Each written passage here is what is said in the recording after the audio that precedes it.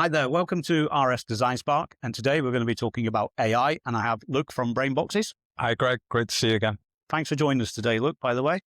Um, in terms of AI, we're seeing AI becoming a lot more prevalent now in industrial automation, and I really want to get behind some of the trends, the applications, but also why manufacturers such as Brainboxes are seeing AI being an important aspect when it comes to industrial automation. So, Luke, just a question on AI, if I may. In terms of the industrial applications, what are you seeing in terms of some of those trends? Are you seeing wide development?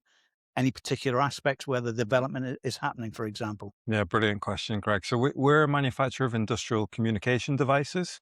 And over the years, what that means is we connect to industrial sensors and actuators. And as we see this trend, the camera is another form of industrial sensor. And what the key trends that are required to enable this are high bandwidth, high data, and edge processing. Those are the three key capabilities that you need in a factory. And you can get these at very low cost, and you can use them to solve a lot of everyday industrial use cases. And I think the understanding with AI, there may be the perception where AI can be high cost, but as you mentioned there, you can actually deliver AI solutions at a reasonable cost or a relatively low cost Mhm. in the scheme of the cost of the overall operation. Is that right? That's right. So if you look at your return on investment, the return on investment can be really good. The cost of the system can be relatively low. You can choose to use open source software tools on everyday industrial hardware, such as what Brainboxes provide. And you can use that to capture a lot of data, process that data in real time, and present the user within the factory with actionable, useful insights. For example, to understand the quality of something manufactured, or to understand the throughput of a machine, or even to measure OEE, which is the holy grail of factory monitoring, overall equipment effectiveness, and Yeah. understanding how productive a factory is. That's really important to understand, because if we go back and think about things like the Industry 4.0, Mm, IIoT, mhm, it is all about the communication between data points and providing that information. mhm, The area where AI steps in is actually to be able to deliver that in real time. You're talking about with edge devices, for example. mhm. You know, we talk about cloud computing and sending data to the cloud, but not every data point needs to go to the cloud. So would you say that this is where AI is going to play to its strengths? Yes, absolutely. So 5 years ago, when we talked about industrial IoT, a big part of that was capturing data. And the idea was that we would capture the data and then somehow understand what it meant. And for many, capturing the data was the simpler piece of the puzzle.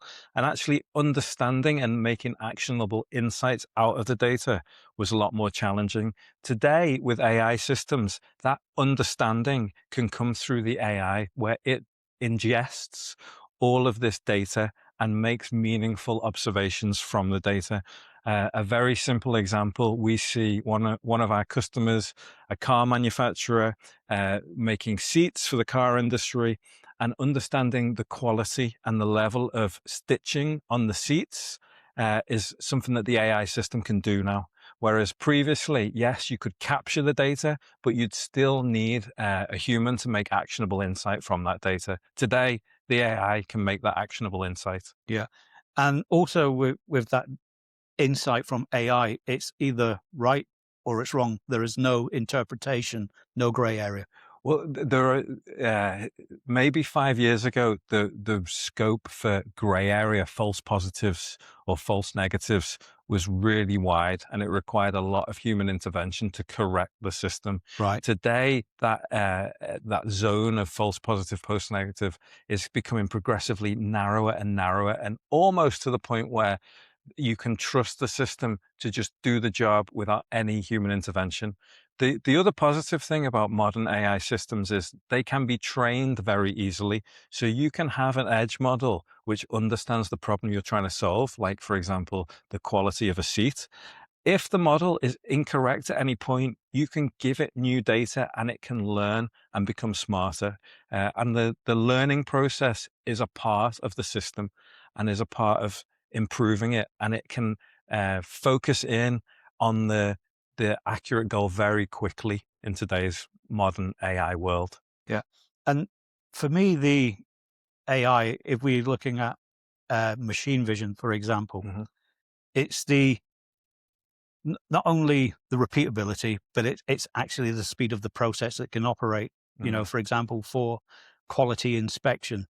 The way I was talking about a human interpreting the data, for example, if we take a piece of written text, Mm-hmm. for example, and put it on a label, a human can read that if it's spelt wrong Mm-hmm.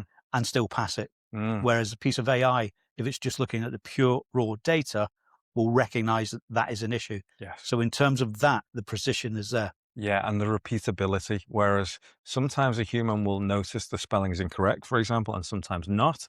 With an AI system, it's much more repeatable, especially over long hours of work. The system won't tire, and therefore it will produce the same result every time, Yeah. rather than having some kind of variation in its understanding of the world or based on how tired a human might feel. Yeah.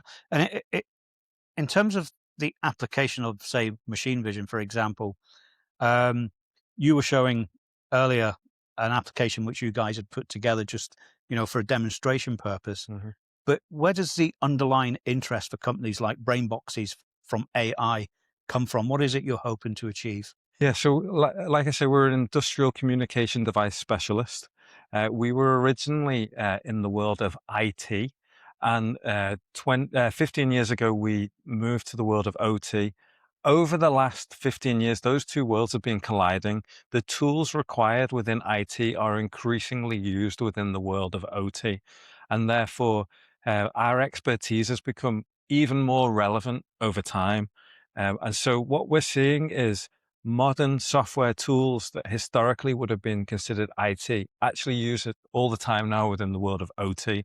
So open source tools Mhm. such as Python, such as Python languages and frameworks that use AI like PyTorch, and now the bread and butter of industrial engineers in the industrial production lines. And it's what they do day to day. They can communicate with their IT software teams, and everyone is talking off the same hymn sheet and understands the same languages and Yeah. the same processes. So there's a huge benefit to having those IT tools in the OT world, especially with this dawn of AI. But what will change soon, Greg, is actually you won't even need to know what the tools are underneath. You will be able to interact with these AI systems using human language, Mhm. using everyday words. For example, we have a customer who allows the uploading of standard operating procedures, a PDF showing the standard operating procedures for quality control into the AI system. And that's all it needs to program it. It's the same instructions a human would have to understand what is classed as good and bad can be given to the machine now written Mhm. in plain English. Yeah. It's an I think, amazing change. look, one of the things I see coming across from the electronics world into the industrial world is a lot of the technology developed within the electronic suppliers, but then delivered through the industrial suppliers. So we think of industrial automation, for example, and condition monitoring. Mm. The condition monitoring, obviously, for predictive maintenance example, is really, it's data in the pocket. It will tell you when a machine is ready to break. It will tell you which machine, which time period, example. That can save the operator a hell of a lot of money, but a hell of a lot of downtime. In terms of AI, do you think that we're pushing condition monitoring with AI technology also? Yeah, I mean, clearly this is the next step in the iterative evolution of IoT. So the dream of IoT from 10 years ago was predictive maintenance. And predictive maintenance involves capturing lots of data points from a machine, as you said, and then understanding what those data points mean going forwards. And historically, it was very challenging to make the most of all that data. Mm-hmm. But now in this modern world of AI, you can train a model with all this data that the factory's already got, and you can start to have even better actionable insights on proactive, predictive maintenance. And this is a real game changer from a maintenance perspective. The promise from the IoT time is now being fulfilled by combining it with all the AI insights. I'm going to give you an analogy. I'm no car mechanic, but I know how to use a car, for example. The only time I don't is when it goes faulty, which these days is very seldom if you have a newer car. So although I'm not a mechanic, I know how to drive the machine. Mm. And that's where I see AI going. You don't need to have a massive understanding if you're an operator. Maybe you do if you're an installer. This part about bringing the OT and the IT world closer together, a lot of what that does, it actually releases data trapped within the system that can be then used for efficiencies, performance measure, and quality control. Mm. And do you think that AI is going to be leading that charge? Absolutely. And in fact, all it requires is someone with a intrepid mind, a curious mind, who wants to ask questions of the information within their organization. Historically, a curious person would have to go and speak to lots of different departments to understand what the information was, what it meant, how they might be able to analyze it in some new and interesting way. Today, you can simply talk to an AI and it will synthesize all that information for you and Yeah. present it back to you in a way where you can generate actionable insights. So all the additional layers and tools and departments and understandings can be merged within that AI. And all is required is someone with a curious mind who wants to understand how to better a process or improve a situation on a production line. They can get that data from an AI using natural language. It's a really is a step change, and it really empowers the person on the production line to get to the bottom of how to make things better, Yeah. rather than relying on others within the organization to help them. Yeah. For me, there's two areas I'm really interested to see how it develops further with AI. One is machine vision, and secondly, robotics in terms of things like cobots. But within industry generally, the learning on AI is always an ongoing process. So it's only ever going to get better. Would you agree? I think so. There's no obvious end in sight to the improvements that are possible through AI, which is both a scary thing, but it's also a huge opportunity for business. Given that these tools are only getting better, and given that your competitors out in the marketplace could have access to them as well, Yeah. you should embrace them and use them to their full potential today. Yeah.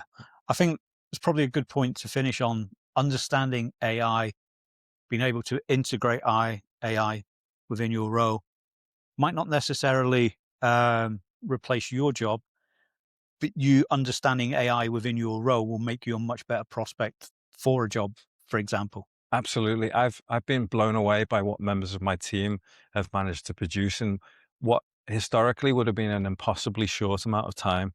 My software team, my hardware team, my production team, they're all using the tools to better the output of what we're doing as a company. And all companies need to embrace that today to make the most of it. Yeah. Thanks for joining us. I'm glad we've had this talk on AI, briefly as it was. Mhm. Maybe we can have you on DesignSpark again another time. I'd love to. Thank you very much for having me, Greg.